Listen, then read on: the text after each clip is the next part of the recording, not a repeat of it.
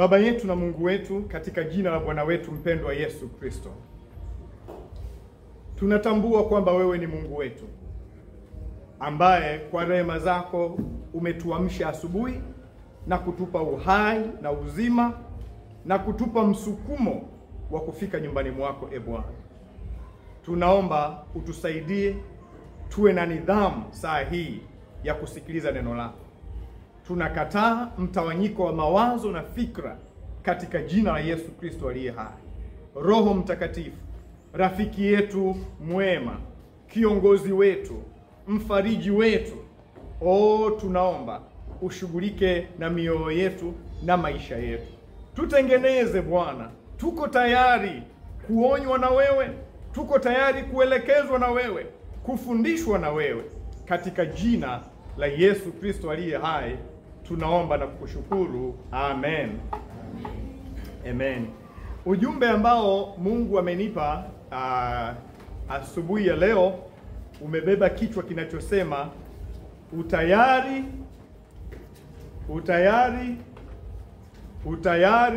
wa kuelekeza moyo wako katika mambo ya msingi. Utayari wa kuuelekeza moyo wako au moyo wangu. Sasa pale kwako unaandika moyo wangu katika mambo ya msingi. Katika mambo ya msingi. Na kifungu ambacho Mungu ametupa tunakisimamia kinatoka katika kile kitabu cha Ezra. Kitabu cha Ezra sura ile ya 7 na mstari ule wa 10.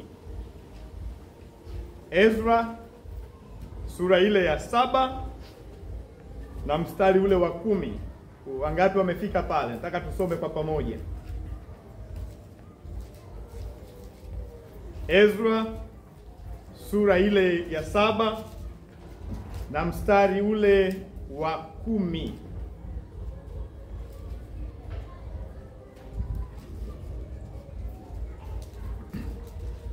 Tumefika eh?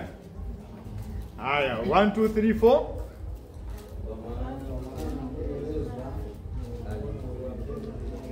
No, nataka sauti, nataka kujiamini. Tusome kama watu ambao tumekwenda shule. 1 2 3. Alikuwa anaelekeza moyo wake kuitafuta sheria ya Bwana na kuitenda na kuifundisha maagizo na hukumu katika Israeli. Haya, tena. Kwa maana huyo Ezra alikuwa anaelekeza moyo wake kuitafuta sheria ya Bwana na kuitenda na kufundisha maagizo na hukumu katika Israeli. Kwenye Ezra weka jina lako. Twende 1 2 3 4. Kwa maana huyo Ezra alikuwa anaelekeza moyo wake kuitafuta sheria ya Bwana na kuitenda na kufundisha maagizo na hukumu katika Israeli. Mara ya mwisho weka jina lako pale. Kwa maana huyo Ezra alikuwa anaelekeza moyo wake kuitafuta sheria ya Bwana na kuitenda na kufundisha maagizo na hukumu katika Israeli. Amen. Bwana Yesu asifiwe sana.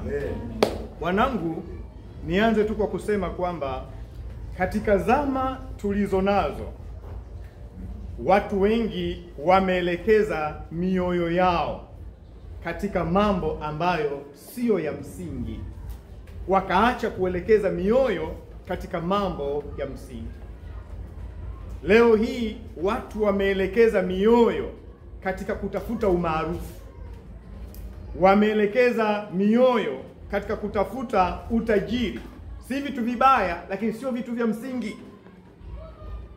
Wameelekeza mioyo katika kutafuta anasa na mambo ya dunia hii. Na wanangu, moyo ukiuelekeza, moyo unaelekea. Moyo ukiuelekeza kwenye ulevi, moyo utakupeleka kwenye ulevi. Moyo ukiuelekeza kwenye zinaa, moyo utakupeleka kwenye zinaa. Moyo ukiuelekeza kwa Mungu aliye hai, moyo utakuelekeza, utakupeleka kwa Mungu aliye hai. Inategemea wewe unauelekeza moyo wapi?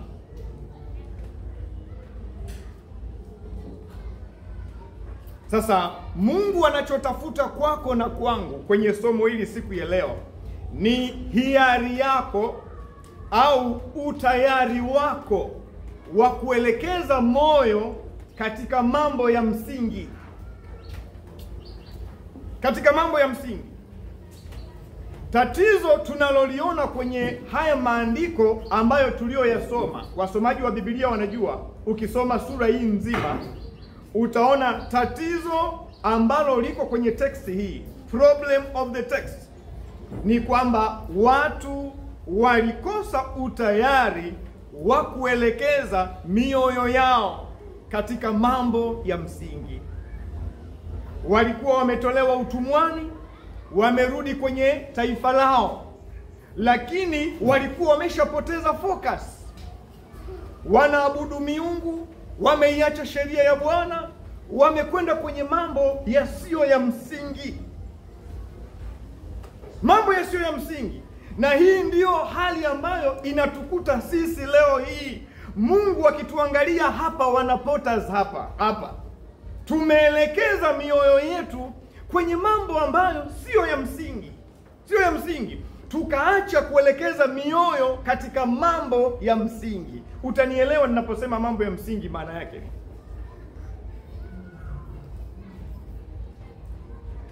Labda niseme hivi, chakula ni kitu cha msingi ukilinganisha na bangi au madawa ya kulevya. Kwa hiyo unaweza ukauelekeza moyo kwenye bangi na madawa ya kulevya ambayo ukiala yanakudhoofisha na mwisho wa siku utakufa kabla ya siku sio zako. Lakini ungeelekeza moyo wako katika kula chakula safi, unakunywa maji, unaachana na energy haya, unakunywa chakula, unakunywa maji, mambo ya msingi unaelekeza hiyo, unaweza ukaishi ukarefusha maisha yako. Kwa hiyo unielewe ninapozungumza mambo ya msingi, kuna mahali tunaelekea. Sasa shetani akikuondolea utayari, akikuondolea hiari, utayari wako wa kuelekeza moyo kwenye mambo ya msingi, anakuondolea huo utayari. Kumbuka kichwa kinasema nini? Utayari wa kuelekeza moyo wako, wangu, katika mambo ya msingi. Na hapo ndipo shetani anapopiga vita, kukuondolea utayari, kwamba usielekeze moyo wako kwenye mambo ya msingi, lakini uelekeze moyo wako kwenye mambo ambayo hayana tija na wewe, hayana tija na wewe. Kwa hiyo shetani anakuja, anakuondolea utayari wa kupeleka moyo wako kwenye mambo ya msingi. Akishafanikiwa, utakuwepo kanisani lakini utakuwa kama zombi. Utakuwepo kanisani lakini utakuwa kama msukule. Kwa sababu gani? Amekunyima kuelekeza moyo kwenye mambo ya msingi. Hakuna jambo la msingi kama maombi, lakini utakuwa Mkristo ambaye unasubiri kwanza. Sasa hivi wameshamaliza maombi, ndio unaenda. Wewe huna tofauti na zombi. Hata mimi kama mimi sina tofauti na zombi. Hebu sema zombi. Zombi. Mwambie jirani yako, baba amerudi. Baba amerudi. Hauna tofauti na zombi, kwa sababu uko kanisani lakini mambo ya msingi huyafanyi. Kwa hiyo wewe sio hatarishi kwa shetani. Yaani wewe huna athari yoyote kwa shetani. Kwa hiyo shetani anasema muache aende, muache aimbe, muache vanini, muache huyu hanisumbui, kwa sababu hana madhara kwangu, kwa sababu yale mambo ya msingi yote nimemnyima asifanye. Nimemnyima asifanye. Haombi, kusikiliza neno, ukifika muda ndio kichwa chake kimekwenda huko na huko tu, anacheza na simu, anatumiana message, akitoka hapo anakuwa alivyoingia ndivyo hivyo anavyotoka. Zombi au msukule. Mimi mazombi humu ndani siyataki. Amen. Siyataki. Na ndio maana nasisitiza, kosa vitu vingine vyovyote, Wanangu, usikose maombi. Maombi ndio mtaji wetu. Maombi ndio mtaji wetu. Mimi nakwambia, pale ambapo huna hamu ya kuomba, omba. Pale ambapo husikii kuomba, omba. Pale ambapo hutaki kuomba, omba. Siwaambii nadharia. Haya mimi ndio yamekuwa maisha yangu, watoto wangu. Yamekuwa maisha yangu. Huwezi kushinda dhambi kama hujakaa kwenye jambo la msingi la maombi. Haiwezekani. Lazima utakuwa zombi tu, kwa sababu utapelekwa kwenye umalaya, utapelekwa kwenye ulevi, utapelekwa kwenye kiburi, utapelekwa kwenye ujuaji. Matokeo yake tutakupoteza.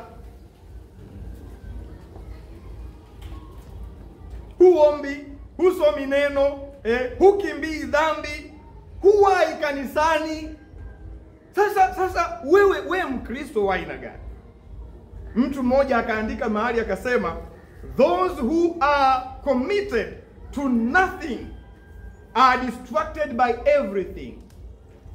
Those who are committed to nothing. Yani wewe uko kanisani lakini hauko committed, hauna commitment kwenye kitu chochote. Kwenye maombi haupo, kwenye neno haupo, uimbaji haupo, tukisema hivi haupo. Yani wewe those who are committed to nothing are distracted by everything. They can be distracted by everything. Chochote kinachokuja kinaweza kikamdistract, kikamtoa akapeperuka huko. Ndio maana Mkristo aliye committed nyumbani mwa Bwana hawezi kupeperushwa na chochote. Hawezi kupeperushwa na chochote, wala hawezi kukasirishwa na chochote kikamfanya afarakane maisha yake na Mungu. Ukiona hivyo ujue Mkristo huyo alikuwa hana commitment. Lakini commitment yako nyumbani mwa Bwana ndio itakuwa ngao yako, kwamba nani aniondoe? Mungu ameniweka mimi kama muimbaji hapa kuwafanya watu wamjue Mungu kupitia uimbaji. Nani anayekuja kuniondoa? Mungu ameniweka hapa kwa ajili ya maombi kwa kanisa na taifa. Nani anakuja kuniondoa? Maneno yapi yataniondoa? Kitu gani kitaniondoa? Kipi? Usipokuwa na commitment, unajua commitment neno hili la Kiingereza lina nguvu zaidi, kwa ile hali ya kuwajibika kwenye wajibu Mungu aliokupa kikweli kweli. Bwana Yesu asifiwe sana. Sasa katika maisha ni vema kutambua kwamba kuna mambo ya muhimu au kuna mambo ya msingi, lakini kuna mambo ambayo si ya msingi. Kuna mambo ya muhimu, lakini kuna mambo ambayo si ya muhimu. Mambo ya msingi ndiyo mambo yanayoamua ustawi wa maisha yako. Hayo ndio ya msingi. Yanaamua ustawi, maendeleo, usalama na mafanikio yako. Mambo ya msingi. Na ndugu zangu, moyo ndio unahusika kwa sehemu kubwa katika utendaji wa mambo hayo ya msingi. Moyo. Sasa tunaposema moyo, wengine wanaweza wasielewe. Hatuzungumzii huu moyo huu unaopampu damu. Tunapozungumzia moyo, tunazungumzia ule utu wako wa ndani ambao umebeba nia. Ukiona unataka kwenda kuiba, unataka kupiga mtu, ile nia ile iko kwenye moyo. Moyo umejumlisha nia, umejumlisha hisia.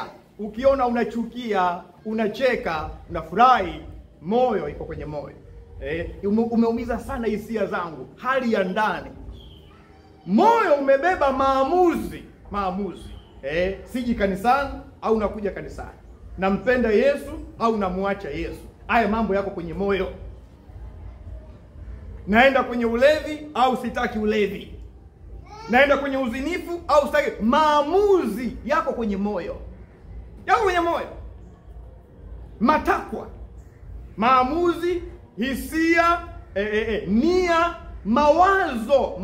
Ukiona unawaza, unamwazia mtu vibaya au vizuri, mawazo chimbuko lake ni kwenye moyo. Ndio maana Daudi wakati anakwenda kupigana na Goliath alimwambia mfalme Sauli, akamwambia asizimie mtu moyo. kwa sababu ukizimia moyo huwezi kufanya chochote. Huwezi. Moyo ukizimia moyo, yani unalegea kabisa. Ukizimia moyo huwezi kufanya chochote. Na ndio maana kwenye Wakolosai sura ya 3 mstari wa 23 anasema lolote mfanyalo, 3:23 Wakolosai, lolote mfanyalo lifanyeni kwa moyo kama kwa Bwana. Hebu tuseme wote, lolote nifanyalo nilifanye kwa moyo kama kwa Bwana. Sasa kama moyo wako hujauelekeza kwenye vitu vya msingi, watakwambia leo ni siku ya mazoezi, lakini wewe utakuwa na program zingine. Kwa sababu gani? Moyo haujauelekeza kwenye mambo ya msingi. Kwa hiyo maamuzi yako na nia yako na vitendo vyako na mawazo yako hayaelekei kwenye jambo la msingi, litakwenda kwenye mambo mengine. Lolote mfanyalo lifanyeni kwa moyo kama kwa Bwana, sio kama kwa mchungaji.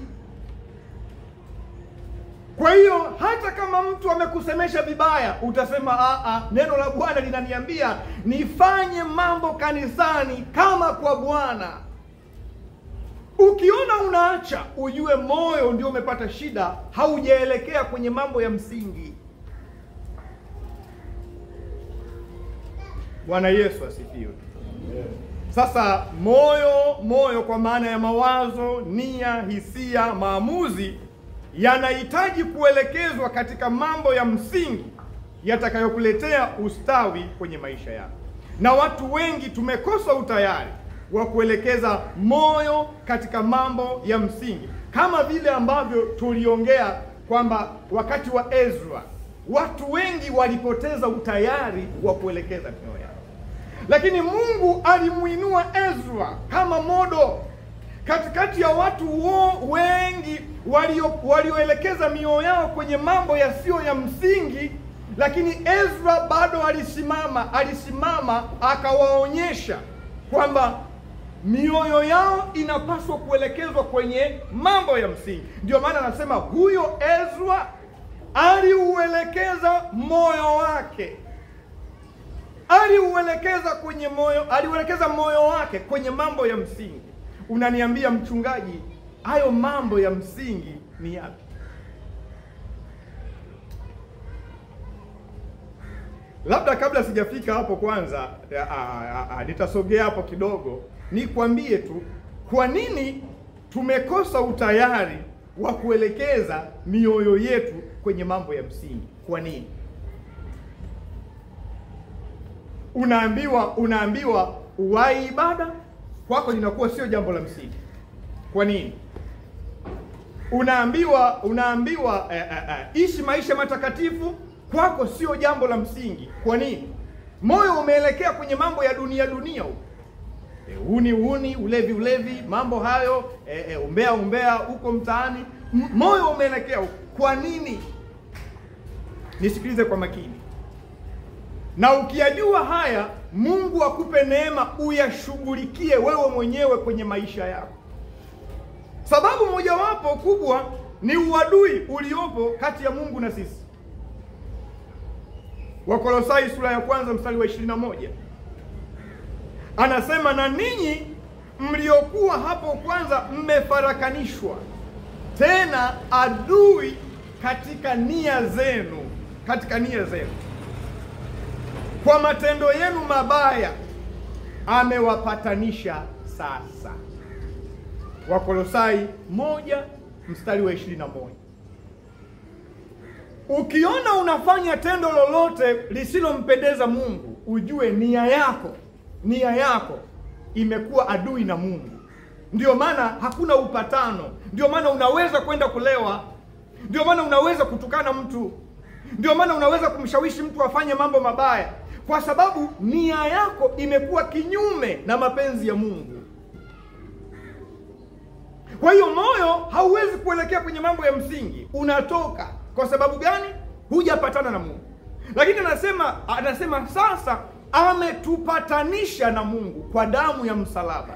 Manake nia yangu mimi kwenye matendo yangu, kama nimepatana na Mungu, itakuwa ni kumpendeza Mungu. Kwa hiyo moyo wangu utaelekea kwenye mapenzi ya Mungu. Hata nikipata ushawishi wa watu, moyo umeelekea kwenye mambo ya msingi, nitakuwa na nguvu ya kukataa na kusema hapana, moyo wangu haujaelekea huko, kwa sababu nimepatana na Mungu. Kwa hiyo nia yangu ni kumpendeza Mungu kwenye ndoa yangu.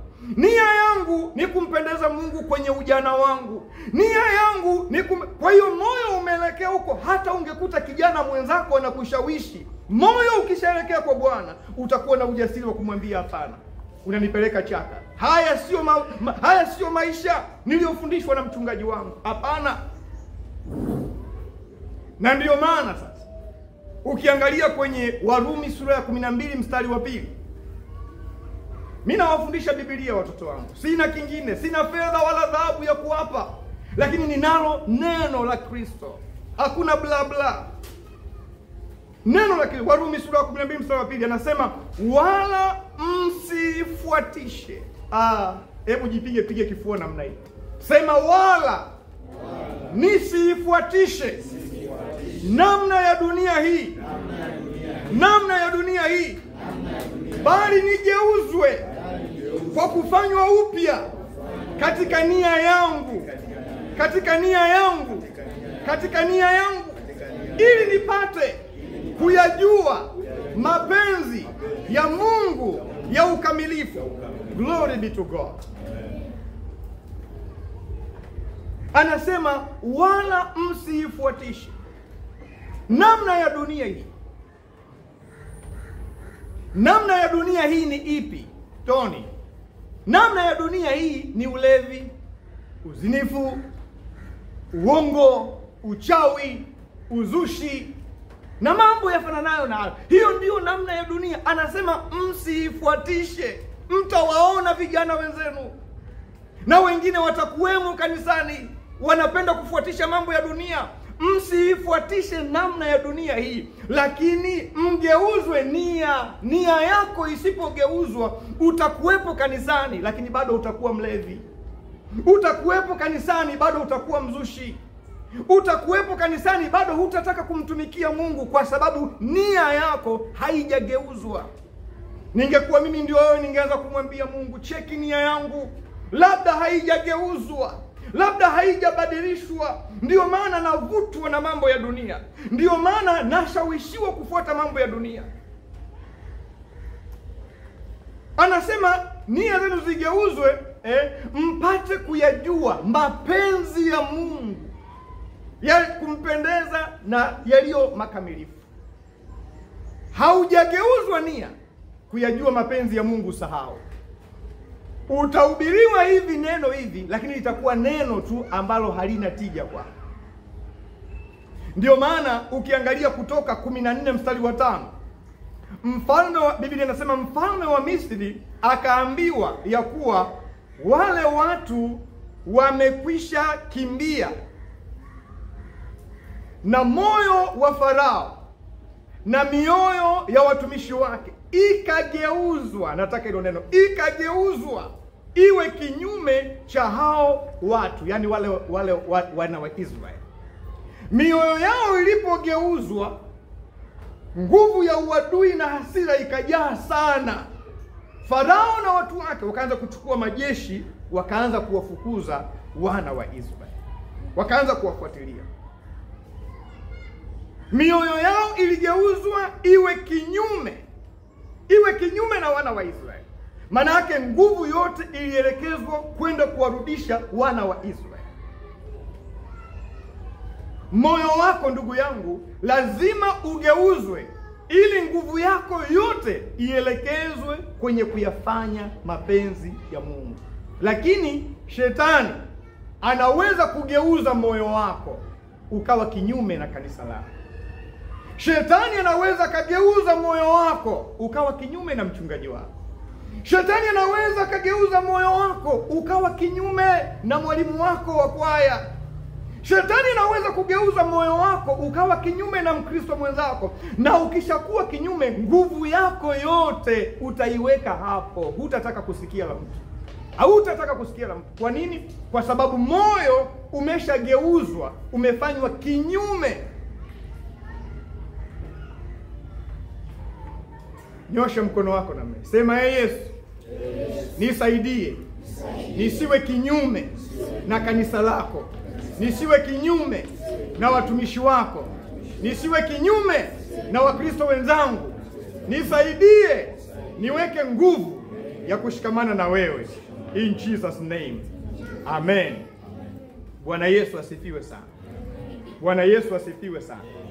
Kwa hiyo sasa ukimwangalia Ezra akiwa amesimamishwa katikati ya watu ambao mioyo yao wameelekeza kwenye vitu ambavyo sio vya msingi. Biblia inasema huyo Ezra akauelekeza moyo kwenye mambo ya msingi. Hayo mambo ya msingi yako matatu. Jambo la kwanza anasema kuitafuta sheria ya Bwana. Ameuelekeza moyo kuitafuta sheria ya Bwana. Wewe umeuelekeza moyo kutafuta nini? Tony, leo ibada hii inatawala jina lako. Umeuelekeza moyo kutafuta nini wewe? Tulikuwa tunatafuta wote sheria ya Bwana hapa. Mchungaji, hii text imekaaje? Imekaaje? Siku hizi unanikimbia mwanangu. Taki kukaa karibu na mimi kabisa. Utaki kuuliza kabisa sheria ya Bwana, sheria ya Bwana. Kwako sio kitu cha msingi tena. Sio kitu cha msingi tena kwa sababu moyo ushama, kuna vitu unatafuta. Lakini anasema huyo Ezra aliuelekeza moyo kufanya nini? Moja, kuitafuta sheria ya Bwana, kwa sababu msingi wa maisha yetu sio fedha, sio elimu, sio biashara, japo hayo mambo ni ya muhimu, lakini msingi wa maisha yetu ni sheria ya Bwana. Utatafuta fedha, we umeshindwa kuitii sheria ya Bwana, ukapata liukimwi ngoa. Kwa hiyo Ezra alisimama kama modo. Leo hii yuko wapi mtu katika Potters? Wakati wengine wote wanatafuta mambo ya dunia hii, mambo ya huko, yuko wapi mtu atakayesimama kama Ezra kusema kwamba ameuelekeza moyo wake kuitafuta sheria ya Bwana? Ezra alikuwa peke yake tu, lakini aliweza kubadilisha kundi zima la watu waifuate, waweze kuitafuta sheria ya Bwana. Una marafiki chungu mzima, lakini umepoteza uwezo wa kuwafanya, wa kuwashawishi waweze kuifuata sheria ya Bwana. Umeshindwa. Badala yake wao ndio wamekugeuza wewe. Umeiacha kuifuata sheria ya Bwana, wewe unakwenda kwenye mambo ya dunia kama ya kwao. Kwa nini? Kwa sababu umeshindwa, moyo wameuteka. Wewe jiangalie wewe mwenyewe. Mimi sijui kule chuoni uliko. Chuoni uliko. Kule unakofanya biashara tu ni kule. Mimi sijui mazingira ya biashara yako yakoje. Wanaokuzunguka wale, umewawini au wamekuwini? Jawabu unalo. Doricas, unaofanya nao kazi kule, wamekuwini au umewawini? Jawabu unalo. Eugene, chuoni, wamekuwini au umewawini? Hauwezi ukawawini kama moyo wako hujauelekeza kwenye kuitafuta sheria ya Bwana. Haiwezekani. Haiwezekani. Lazima maneno yako yatakuwa sio, mawazo yako sio, matendo yako sio, therefore utakuwa eroded. Kwa maana huyo Ezra alikuwa ameuelekeza moyo wake kuitafuta sheria ya Bwana. Ezra alijua mtu hataishi kwa mkate tu, bali kwa kila neno litokalo kinywani mwa Bwana. Hilo ndio la kulitafuta. Wanangu, sisemi tusifanye kazi, sisemi tusifanye biashara, sisemi lakini hayo sio mambo ya msingi kwetu. Jambo la msingi ni kuitafuta sheria ya Bwana. Ikitutunza, tutafanya biashara zetu vizuri. Ikitutunza, tutakuwa na mahusiano yenye afya. Sheria ya Bwana ikitutunza, tutakwenda umri mrefu, umri mrefu. Njaa ya kweli ya kiroho inaanza na kumtafuta Mungu. Njaa ya kweli inaanza na kumtafuta Mungu. Leo hii tuna njaa ya kutafuta kujulikana, njaa ya kutafuta mafanikio, njaa ya tunamwacha Mungu, tunaacha kumtafuta Mungu. Njaa ya kweli ya kiroho inaanza na kumtafuta Mungu. Ndio maana napenda, nasema ile Zaburi ya 19, that is my favorite psalm, 19 7 mpaka 11 pale. Anasema sheria ya Bwana ni kamilifu, ni kamilifu. Huiburudisha nafsi. Nafsi yako haiwezi kuburudishwa na mambo ya dunia. Nafsi yako itaburudishwa utakapoijua sheria ya Bwana. Anapozungumzia sheria ya Bwana anazungumzia neno la Bwana. Ushuhuda wa Bwana ni amini, humtia mjinga hekima. Huwezi kupewa hekima na maneno ya mtaani tu, utaingizwa kwenye pori. Sheria ya Bwana ndio inatupa sisi wajinga, inatutia akili sisi wajinga. Tunaweza kukataa dhambi. Watu wanasema huyu fala, huyu mjinga huyu. Sawa, mimi fala kwa sababu nimekataa dhambi. Sawa. Sawa.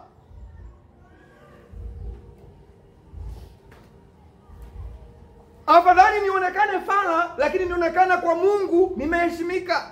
Lakini nionekane kwako wewe nimeheshimika, alafu nikaonekana fala kwa Mungu. Hapana. Hapana. Hayo yote yanategemea moyo wako umeuelekeza wapi. Anasema amri ya Bwana ni safi, huyatia macho nuru. Macho nuru, wanangu. Watu hawaoni sasa hivi, hawaoni. Mambo wanayofanya ni ya ajabu, hawaoni kwa sababu hawana nuru. Kwa nini macho yao hayana nuru? Kwa sababu hawana sheria ya Bwana. Ezra aliuelekeza moyo kuitafuta sheria ya Bwana kwa sababu walijua inamtia macho nuru, inampa hekima na kumuondolea ujinga.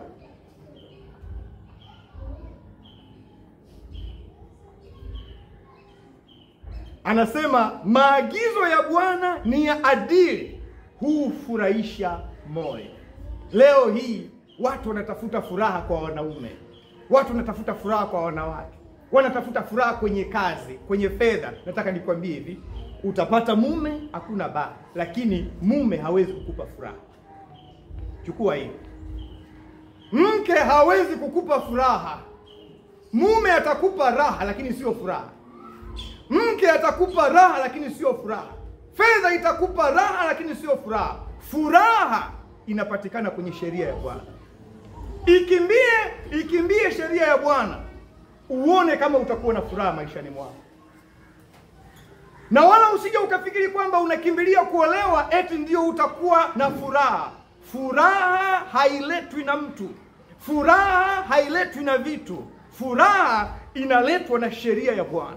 The more unaifahamu sheria ya Bwana, the more utakuwa na furaha. Hata watu wangekuudhi namna gani, Biblia inasema wana amani nyingi wale waipendao sheria ya Bwana. Wala hakuna la kuwakwaza. Wewe kwa nini unakwazika hovyo? Kwa sababu huijui sheria ya Bwana. Watu sisi usifikiri hapa kila mtu atakutendea vizuri. Hakuna. Maisha hayako fair. Hayawezi kukutendea jema maisha. Maisha siku zote yanataka kukukandamiza namna hii urudi chini. Watu watakuchukia, watu hawatapenda mafanikio yako, watu watakusema vibaya. Yaani hayo ndio maisha. Kila leo utakutana na hayo, kazini, shuleni, kila mahali. Unashangaa mtu anakuchukia bila sababu. Ndio maisha. Lakini furaha yako iko wapi? Ukitaka furaha wakupe watu, umechelewa. Furaha iko kwenye neno la Bwana. Ndio maana Ezra aliuelekeza moyo. Usiuelekeze moyo kwenye kutafuta furaha kwa watu. Elekeza moyo kwenye kuitafuta, jambo la kwanza, sheria ya Bwana. Watoto wangu ni msingi imara, na mtakuja kunikumbuka. Wengine mtasema baba yetu alituweka katika msingi huu. Wengine mtasema nilikuwa na mchungaji aliyeniweka kwenye msingi huu. Unapopita kwenye magumu kwenye ndoa yako, hakuna kukufariji. Sheria ya Bwana, sheria ya Bwana peke yake ndio inayoweza kukubakiza salama. Nje kote huku unajua ni moto, lakini sheria ya Bwana ndani yako inakufanya unakuwa stable. Moyo ndio unaohusika katika kutafuta sheria ya Bwana, kwa sababu msingi wa kila kitu chako umejengwa hapo. Msingi wa ndoa yako, msingi wa maisha yako ya ujana, ubinti, umejengwa hapo. Ndio maana Zaburi 119 mstari wa 10 mpaka 11 anasema Daudi, kwa moyo wangu nimekutafuta, usiniache nipotee. Usiniache nipotee. Ukiniacha bila sheria yako nitapotea.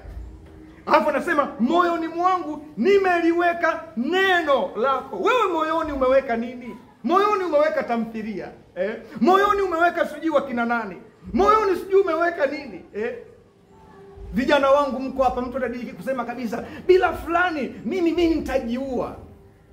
Kajiue. Yaani ndio ulichoweka moyoni mwako hiyo. Kajiue. Wewe badala ya kumweka Yesu na unaweka hiyo takataka inayokwenda kuoza tu, bila fulani nitajiua. Kajiue.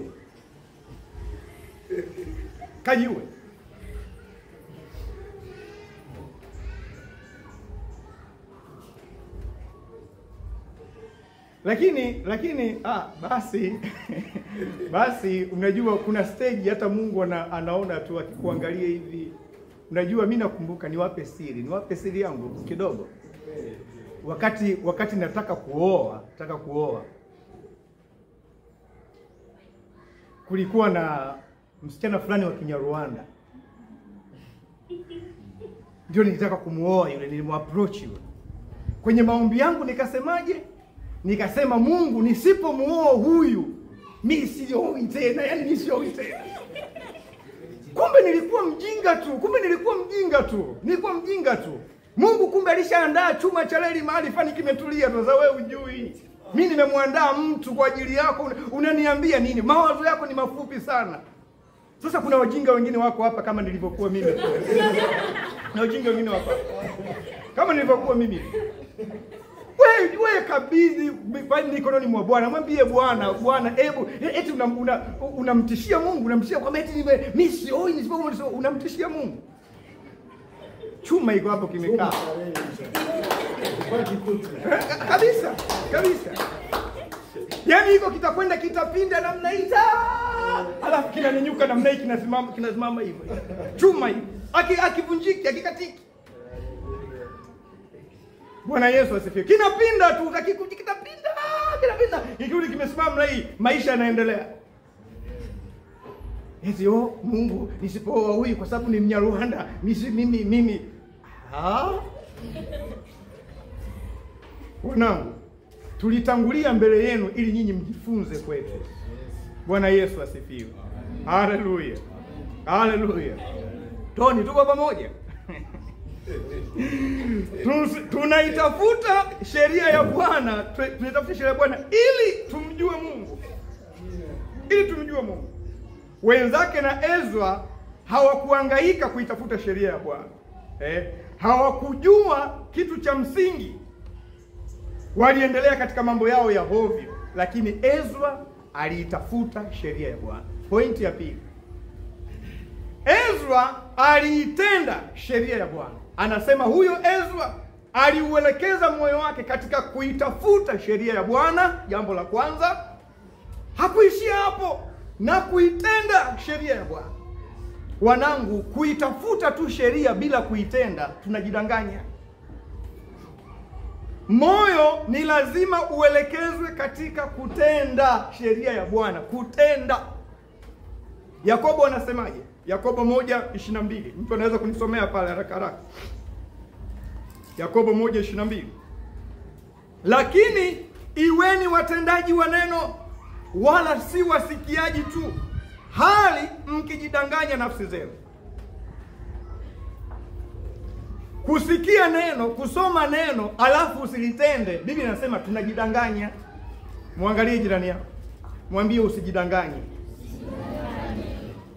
Hivi umeshawahi kumdanganya mtu, si ndio?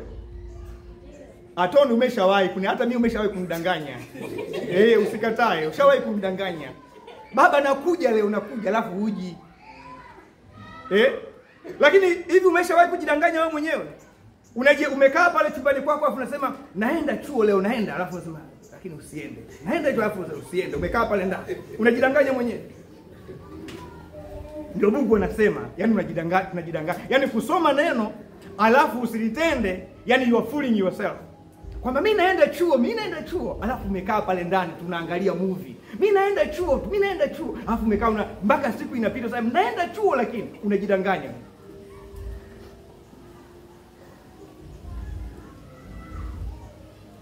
Anasema kulisoma neno na kuto kulitenda, tunajidanganya nafsi zetu.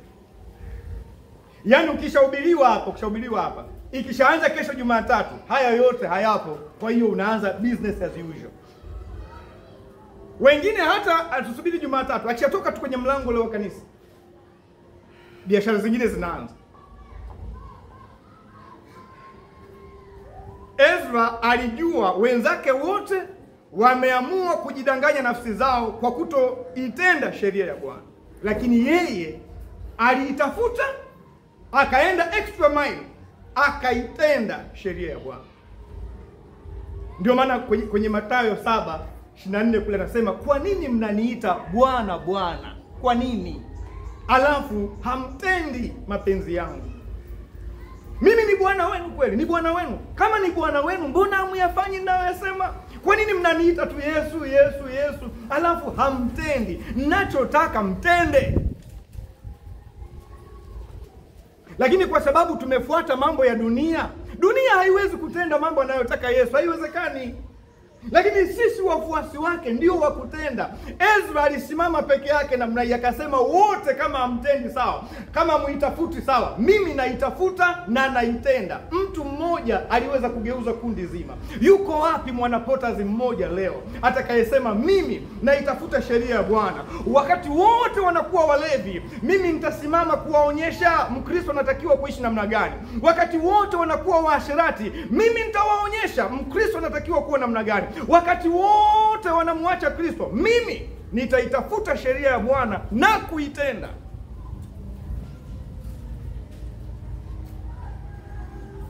Moyo usipoelekezwa kuitenda sheria ya Bwana, unaweza ukashangaa kila ulichokijenga katika ndoa, katika maisha, katika familia, ikija dhoruba kinapigwa vibaya sana.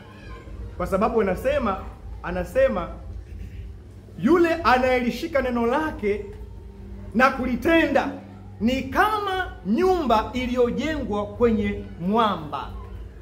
Mathayo 7:24, kwenye mwamba.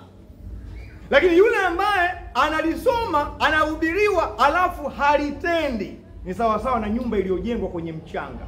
Dhoruba ikija, mafuriko yakija, pepo zikivuma, hiyo nyumba anguko lake litakuwa kubwa. Na maana yake nini? Anapozungumzia pepo na mafuriko, azungumzii mvua, azungumzii jua, azungumzii maisha. Wanangu, maisha yana changamoto. Yatakuja magonjwa, zitakuja fitina, zitakuja chuki, zitakuja dhoruba. Zikikupiga wewe, haupo, hatuko na wewe tena. Kwa sababu gani? Neno ulijui, neno ulitendi. Kwa hiyo hauna uimara wote. Utaambiwa twende kwa mganga huu ugonjwa, utasema sawa twende, maana kanisani wameshindwa. Wanangu, tuitafute sheria ya Bwana na tumuombe Mungu tuitende. Hapo ndio iko salama yetu. Hapo ndio iko salama yetu. Dhoruba zikija, umeachwa na mume, umeachwa na mke, sijui umefanywa nini, hizo zote ni dhoruba. Ndugu wanakupiga vita kwa sababu ya Ukristo wako, ni dhoruba. Nashukuru mwanangu leo amesema, nashukuru mama yangu Mungu amemfinyanga. Alipigwa dhoruba. Alipigwa dhoruba. Na sio kwamba ni mwisho wa dhoruba mwanangu, hapana.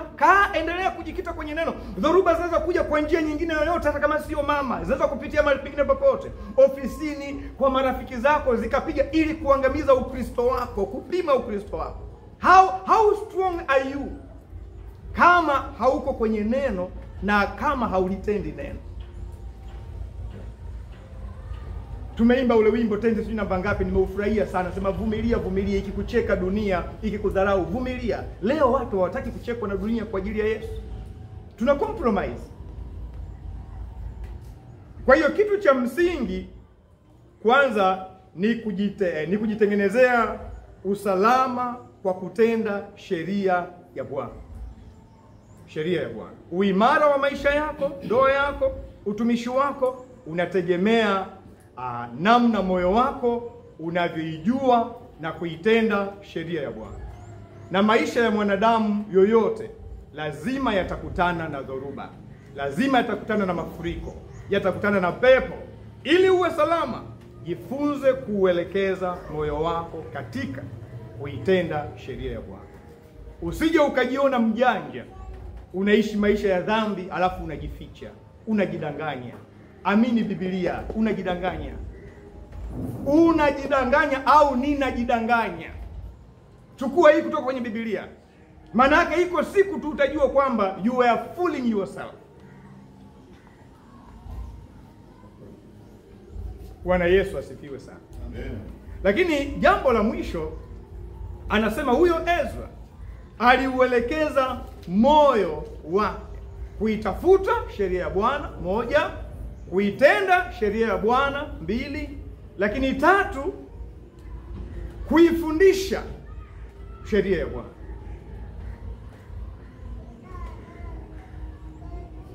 Huu wanangu ni wajibu tuliopewa wa kuwafundisha wengine sheria ya Bwana. Mimi nafundisha ya mafundisho kwa kizazi hiki, ili kizazi hiki kitakapoinuka kishike mafundisho haya na chenyewe kifundishe wengine. Kifundishe wengine. Ndio maana Mungu ametuchagua sisi. Kwenye generation yenu hiyo Tony, kizazi hiko cha kwako wewe. Shetani ana watu wake. Na amewapa majukumu na wanafanya kazi vizuri sana kuwapotosha vijana kuingia kwenye mambo haya. Lakini Mungu amekuchagua wewe. Kwa nini unamsaidia shetani kazi usifanye ile kazi Mungu aliyokupa ya kuwafanya vijana waje kwa Kristo? Lakini wewe ndio unarudi kwenye ngambo ile sasa kusaidiana na shetani. Ana watu wake tayari. Acha watu wake wafanye kazi yake, wewe fanya ya Mungu. Lakini utawafundishaje wengine kitu ambacho wewe ukijui? Utawafundishaje wengine kitu ambacho unakijua lakini wewe ukitendi? Haiwezekani. Ndio maana nasema huyo Ezra aliuelekeza moyo kuitafuta kwanza sheria ya Bwana, awe knowledgeable, aijue. Alafu aiishi, aitende. Alafu awafundishe wengine. Mama G, huijui sheria ya Bwana, huitendi sheria ya Bwana, utamfundisha jirani yako nini? Akija pale nyumbani kwako akikaa, mtapiga umbea tu mwamwi. Anaondoka hujatumbukiza hata neno moja la Mungu la kumfanya afanye nini? Aje kwa Kristo. Hilo sio lengo la Mungu. Ndio maana kwenye Timotheo 2:2. Timotheo wa 2 sura ya 2 mstari wa 2. Anasema maneno haya uwakabidhi watu waaminifu ambao na wao watakwenda kuwafundisha wengine. Mimi siwezi kuwafikia wanafunzi wenzenu wa chuo kwa sababu mimi siko huko, siko nao. Lakini Mungu kule chuoni amekuchagua wewe, ndio representative wake, wewe ndio ambassador wake, wewe ndio balozi wake. Kule kwenye biashara mimi siwezi kufika huko, lakini Mungu amekuchagua wewe kwenye eneo lile la biashara. Mbona umemezwa na hao watu wa dunia? Mbona umemezwa? Uwakilishi wako wa Mungu uko wapi? Unawafundisha nini? Mbona mdomo umekuwa zege kusema mambo ya Mungu? Ni kwa sababu zile kanuni, zile mambo mawili ya kwanza haunayo. Hauitafuti sheria ya Bwana, kwa hiyo hauijui. Na kwa sababu hujui, huitendi. Na kwa sababu huitendi, unacha kuwafundisha wengine. Matokeo yake wanakubadilisha, unakuwa mpagani kama wao. Ukiangalia kwenye Nehemia sura ya 8 mstari wa 8, utasoma kwa wakati wako. Sura ya 8 mstari wa 8, Ezra na wakina Nehemia walikuwa wanawafundisha watu. Walikuwa wanawafundisha nini? Walikuwa wanawafundisha nini? Wewe angalia tu Nehemia 8:8. Walikuwa wanafundisha mambo kama matatu yalikuwa ya msingi. Wa kwanza walikuwa wanafundisha wajue kwamba wamemwacha Mungu. Wamemwacha Mungu. Walikuwa wanawaeleza mmemwacha Mungu. Na mimi niko hapa, ninavyofundisha hapa, wewe kwenye moyo wako unajua kama umemwacha Mungu, na ndio wajibu wangu. Na wafundisha wengine sheria ya Bwana. Roho Mtakatifu anakushuhudia kwamba umemwacha Mungu, wewe ulio hapa na unanisikiliza kwenye runinga, kwenye Facebook, mahali popote, kwenye social media. Roho Mtakatifu akushuhudie kwamba umemwacha Mungu, huitafuti sheria yake, huitendi, na huwezi kuifundisha kwa wengine. Huwezi kuifundisha kwa wengine. Huwezi kuwafundisha kwa wengine. Kwa hiyo Ezra alichokuwa anafanya, anawafundisha wengine. Anawafundisha wengine nini? Alikuwa anawajulisha kwamba moja, wamemwacha Mungu. Lakini alikuwa anawafundisha wajue dhambi zao. Walikuwa wanaabudu miungu mingine, walioa wanawake ambao Mungu hakuwaagiza waoe. Aliwaambia hao wanawake wa miungu mingine msijichanganye nao, wakaenda kufanya hivyo. Kwa hiyo Ezra alikuwa anawakumbusha kupitia sheria ya Bwana.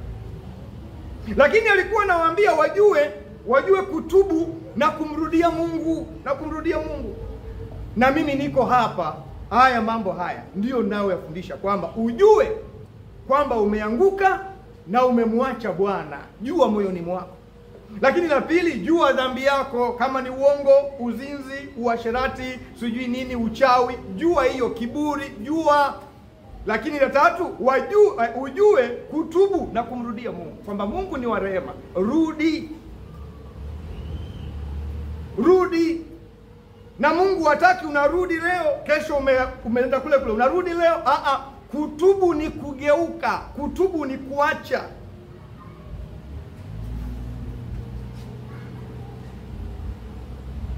Kwa hiyo usiwakatie watu tamaa wale ambao wamemwacha Bwana. Tuwafundishe. Daudi anasema kwenye Zaburi, nitawaambia wengine shuhuda zako. Wewe umebeba ushuhuda wa nani? Nitawaambia kizazi kingine ushuhuda wako. Wewe umebeba ushuhuda wa nani? Ushuhuda wa movie tu ndio mnahadisiana, si ushuhuda tu wa Yesu pia. Sijui hata mwanangu Tony kama kaacha siku hizi, maana alikuwa mpaka anatafsiri akaondoka akafanya nini. Huyu ndio ushuhuda tu alioubeba. Ushuhuda wa Yesu, ushuhuda wa movie sawa. Kumshuhudia Yesu, mambo ya dunia sawa. Mambo ya Yesu, wanangu, sio sawa. Dorcas, tuko pamoja. Nimesema sio sawa. We have to change. Mimi baba yenu na ninyi watoto wangu, we have to change. Tusipoelekeza moyo katika kufundisha wengine, tutapoteza kizazi.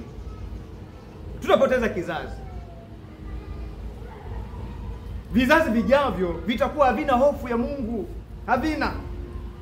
Ezra alitambua wenzake walipoteza uwezo wa kuelekeza mioyo yao kwenye mambo ya msingi.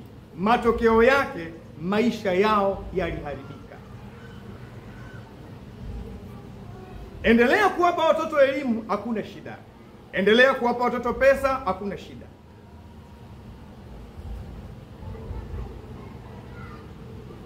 Lakini puuzia mambo haya matatu ya msingi, alafu utakuja kuniambia.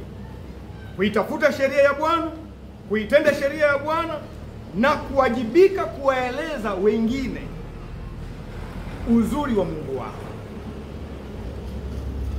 Sisi wazazi tuko hapa tunawaambia wakati mwingine watoto, sheria ya Bwana tunaitenda? Nendeni kanisani. We baba mama huendi, unaitenda? Mimi baba yangu wakati ananilea baba, ilikuwa ikifika Jumamosi anatuambia kwamba haya, mwenye kupiga pasi, mwenye kufua nguo zinawekwa tayari, zimenyoka namna hii kwa ajili ya kesho kanisani. Tulikuwa tunatoka na baba yangu, mguu wangu, wakati tulikuwa tunatembea, na kanisani kulikuwa mbali sana. Tunakwenda, hata hatunywi chai. Tukirudi tumekaa ndio tunakula sasa viazi, tunameja viazi, maganda viazi, mnajua vile na chai. Baba ndo ananiuliza sasa, padri amesema nini? Mahubiri yalikuwaje? Nakumbuka mpaka leo Swali moja baba aliniuliza siku hiyo, mchungaji alikuwa ameongea habari ya yule Msamaria mwema. Akaniuliza, baba, mhubiri amesemaje, jirani yako ni nani? Baba akaniambia, jirani yako ni mtu yoyote anayehitaji msaada wako, sio yule tu karibu. Mpaka kesho haijatoka akilini mwangu. Kwa nini? Niliambiwa na baba. Alikuwa anaijua, aliitenda na akanifundisha. Bwana Yesu asifiwe. Sisemi kwamba tutakuwa wakamilifu, hapana, lakini lazima tufikie hali ya kiwango fulani. Ezra anawarejesha wenzake mioyo yao katika mambo ya msingi. Yuko wapi leo mtu katika Potters atakayesimama kama Ezra na kumwambia Mungu, wakati ule alikuwa Ezra, leo ninaomba niwe mimi, niwarejeshe wengine katika mambo ya msingi. Tuitafute sheria ya Bwana, tuache kutafuta mambo ya dunia. Tuitafute sheria ya Bwana, tuhimizane kuitenda sheria ya Bwana, na tuwafundishe vijana wenzetu, na tuwafundishe wamama wenzetu, na tuwafundishe wachungaji wenzetu kuifuata sheria ya Bwana. Kwa hiyo unaona, sura ya 8 ya kitabu cha Nehemia wanaitafuta sheria ya Bwana. Sura ya 9 kitabu cha Nehemia wanatubu na kuungama. Sura ya 10 ya kitabu cha Nehemia wanaweka agano la kuitenda sheria ya Bwana. Hivi vitabu vimeungana namna hii. Wanaweka agano kwamba Bwana, hatutaoa tena wale watu. Walikuwa watoi mafungu ya 10, nasema sasa tutakutolea. Wakaanza kutoa. Soma wewe mwenyewe, mimi sina muda wa kwenda huko. Walikuwa wako tayari kuwaelekeza wengine ukuu na uaminifu wa Mungu wao. Ninapomalizia niseme, moyo wako umeuelekeza katika mambo gani? Elia, wewe mwenyewe unajua. Kama moyo wako ungekuwa umeuelekeza kwenye kuitafuta sheria ya Bwana, usingekosa mifungo na maombi ambayo yamekuwa yakifanyika hapa kwa miezi 6 kila mwisho wa mwezi kuelekea mwanzo. Ungekuwa unajibidisha kuelekeza moyo wako kutafuta hiyo sheria ya Bwana. Lakini kuna mahali moyo ulikoelekea.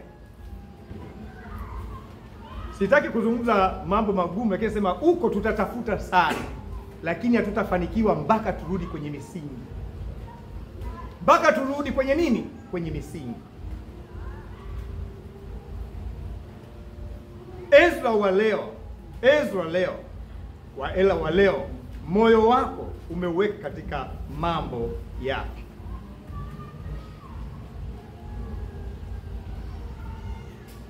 Katikati ya ulimwengu ulioharibika kimaadili, unapaswa kuyaishi mambo haya matatu. Jambo la kwanza tumesema nini? Kuitafuta sheria ya Bwana. Haya ndio na summarize. Jambo la kwanza nimesema nini? Jambo la pili, kuitenda sheria ya Bwana. Jambo la pili ni nini? Jambo la tatu, kuifundisha sheria ya Bwana. Jambo la tatu ni nini? Kuifundisha sheria ya Bwana. Ondoka hapa ukiwa umejipima kwenye hayo mambo matatu, kwamba Mungu, kiwango changu cha kuitafuta sheria yako kikoje? Kama ni wa kutubu, utajua mwenyewe. Kama ni wa kumwomba Bwana, utajua mwenyewe. Jiulize, nenda step further, jiulize. Kiwango changu cha kuitenda sheria ya Bwana niliyoifahamu, acha ile nisiyoifahamu, niliyoifahamu, ninaitenda au ninaipuuzia tu? Ninaipuuzia. Wewe na Mungu wako. Sitengenezi ibada ya sanamu hapo, kwamba unaitenda sheria ya Bwana unapomuona mchungaji. Hiyo ni ibada ya sanamu, kwa sababu hata mahali ambako mchungaji hayupo, Mungu yupo. Kwa hiyo kuitenda kwako sheria ya Bwana sio machoni pa mchungaji, wala mchungaji sio machoni pa waumini, ni machoni pa Mungu aliye hai. Lakini jambo la tatu, kuifundisha sheria ya Bwana. Unawafundisha vijana wenzio, unawafundisha wamama wenzio, unawafundisha majirani wenzio. Kama ukikosa lile la kwanza, utakosa hili la pili. Ukikosa la pili, la tatu haliwezekani. Ukikosa kuitafuta sheria ya Bwana, huna cha kutenda, huna cha kutenda. Ndio maana mkute mtu ambaye ni muongo, mwizi, mzinzi, mchawi, hana juhudi ya kuitafuta sheria ya Bwana. Angekuwa na juhudi ya kuitafuta, ile juhudi ingempeleka kwenye kutenda, kwa sababu angekuwa kila siku anahukumiwa, kila siku angekuwa anahukumiwa. Kwa hiyo angekuwa anajikuta anaitenda, lakini kwa sababu haitafuti, kwa hiyo haitendi. Na unapokuwa hauitendi, manake utachokuwa unatenda ni dhambi, na unapokuwa unatenda dhambi, dhambi ndio inakuweka mbali zaidi na sheria ya Bwana kabisa. Unapoteza hamu ya kusikia neno la Bwana, na ukishapoteza hayo mawili, utamfundisha nani? Usipofundisha, manake ndio Yesu anasema pale, chumvi ikisha haribika itatiwa nini ili ikolee? Toni, wewe ni chumvi. Sasa imeharibika au bado ina ladha? Wewe majibu unayo. Eugene, wewe ni chumvi. Imeharibika au bado ina ladha? Majibu unayo. Mangi, Freddy, wewe ni chumvi. Imeharibika, imekosa ladha au bado ina ladha? Majibu unayo. Unaweza ukanipa mimi jibu hapa la kunifurahisha, bado nina ladha, mimi sijui. Mori, mchungaji Undole, wewe ni chumvi. Umeharibika au bado una ladha? Usidanganye waumini wako. Majibu nayo mimi mwenyewe na Mungu. Boni, unaitafuta sheria ya Bwana? Mimi sitaki unijibu mimi. Hiyo sauti ya upole izungumze kule ndani, izungumze kule ndani. Unaitafuta sheria ya Bwana? Unaitenda sheria ya Bwana? Unawafundisha wengine sheria ya Bwana kule kijiweni? Au ndio wakiporomosha matusi tuna wewe unachekelea, fulani anajua kutukana kweli bwana, anajua kutukana, unachekelea tu. Unatakiwa ulie moyoni, ulie, usikie, useme hao watu namna gani, hao watu vipi?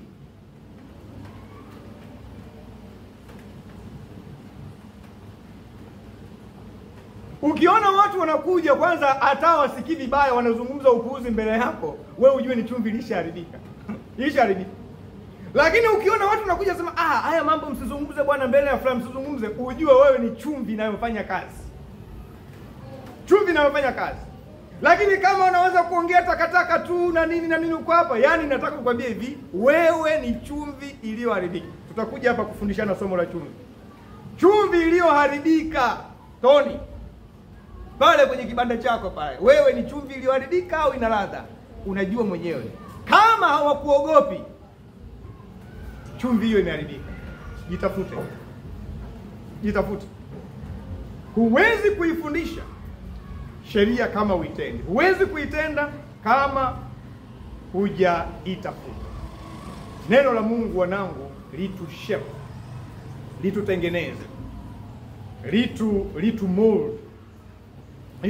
Hebu simama kwa miguu yako. Sogea hapa mbele. Laini mbili tu hapo.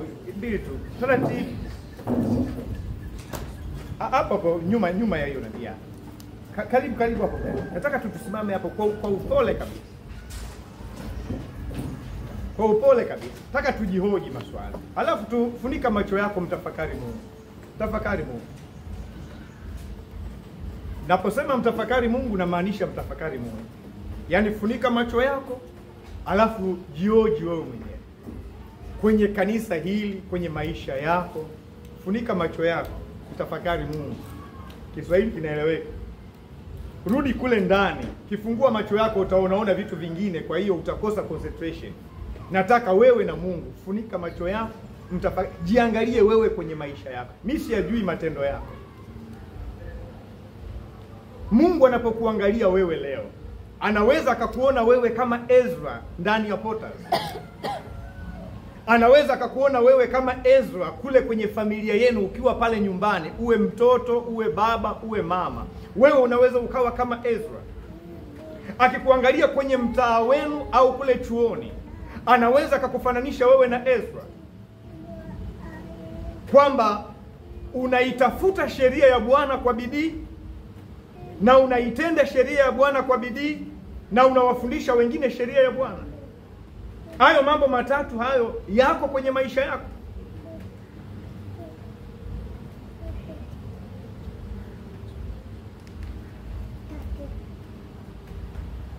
Ukiwa umefunika macho yako, sema: Bwana Yesu, Bwana Yesu, nakushukuru nakushukuru kwa uaminifu wako. kwa uaminifu wako.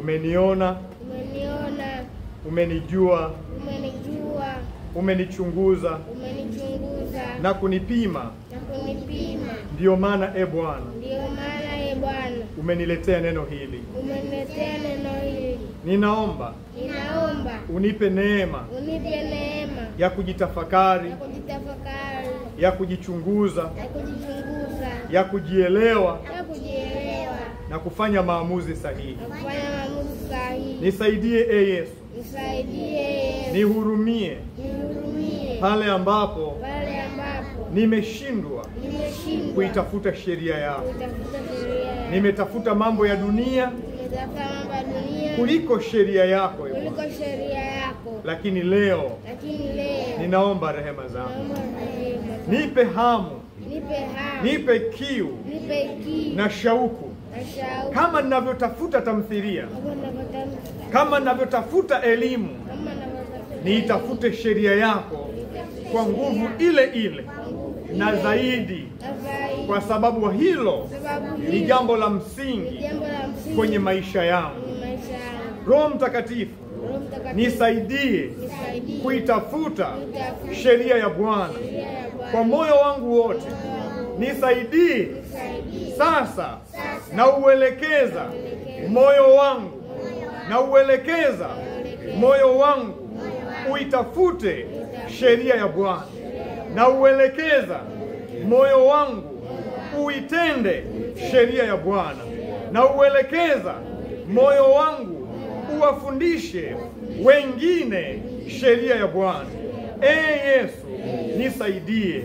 Yesu, nipiganie. Yesu, nitetee katika jina la Yesu Kristo. la Yesu Kristo. Amen. Amen. Hebu omba wewe mwenyewe kwa dakika chache, taratibu tu, wala usitoe sauti kubwa, taratibu tu. Taratibu tu. Weka commitment yako na Yesu. Taratibu tu. Mwambie Yesu kitu. Sihitaji kuona mdomo ambao hauongei. Ongea na Yesu Kristo. Yes. Somo umelisikia vizuri, limekuja kwa utaratibu, kwa upole. Hebu mwambie sasa Yesu yale maneno yanayotoka moyoni mwako. Umejichunguza, neno limekukagua, limekuona, unatakaje Yesu afanye nini kwenye maisha yako? Hebu ongea. Nataka kumuona kila mtu anaongea. Maneno yako ndio commitment yako kwa Mungu. Yes. Sihitaji sauti yako kubwa, ndogo tu hiyo hiyo. Yesu anakusikia. Zungumza naye. Anajua wapi umelegalega. Anajua wapi ufanyi vizuri. Moyo wako umeuelekeza wapi? Kweli wanangu, tunathubutu kabisa kuelekeza mioyo yetu kwenye mambo ya uovu, tukamwacha Mungu kabisa, anayetupa uzima, anayetupa afya njema, anayetupigania. Tunamwacha kabisa, tunaelekeza mioyo yetu kwenye viburi, tunaelekeza mioyo yetu kwenye ulevi, tunaelekeza mioyo yetu kwenye uzinifu. Tunamkana kabisa Mola aliyotununua kwa damu ya thamani. Tunaacha kuwafundisha wengine upendo wake, tunawafundisha mambo ya dunia hii. Hapana wanao, hapana wanao, hapana wanao, hapana, hapana. Yes.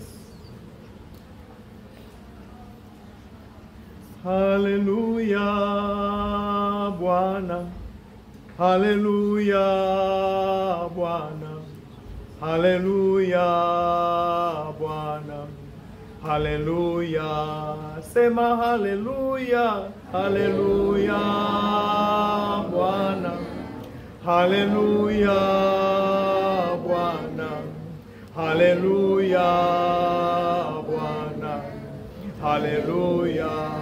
Bwana nakupenda, nakupenda Bwana, nakupenda Bwana, nakupenda Bwana, nakupenda Bwana. Nisamehe nisamehe Bwana, nisamehe Bwana, nisamehe Bwana, nisamehe Bwana, niongoze, niongoze Bwana, niongoze Bwana, niongoze Bwana, niongoze Bwana, nifundishe, nifundishe Bwana, nifundishe Bwana, nifundishe Bwana, nifundishe. Baba yetu na Mungu wetu, tunakushukuru. Asante kwa uaminifu wako na baraka zako. Tunaomba neema yako Bwana iende na kila mmoja wetu Jehova hili. Pokea sifa, utukufu na heshima. Neno hili ukaligonge muhuri katika maisha ya kila mmoja Bwana. Atakapolala ukamletee neno hili. Atakapoamka ukamletee neno hili. Atakapotembea ukamletee neno hili. Atakaposahau Bwana, mletee hata picha ya mchungaji alivyosimama madhabahuni, jinsi alivyolihubiri neno hili. Peleka picha hii kwenye moyo wake, peleka picha hii kwenye akili yake, peleka picha hii kwenye nafsi yake. Atakapokuwa akitaka kutenda maovu, picha ya mahubiri haya ikamfuate mahali aliko Bwana, na kumzuia kufanya kila ubaya na uovu, katika jina la Yesu Kristo aliye hai, na kwa damu ya mwana kondoo tunaomba na kushukuru, amen. Basi ibada yetu imeishia hapa, lakini kabla hatujamaliza, waimbaji watupe wimbo mmoja tusifu tu kidogo, alafu tutakuwa tumemaliza namna hiyo. Asante.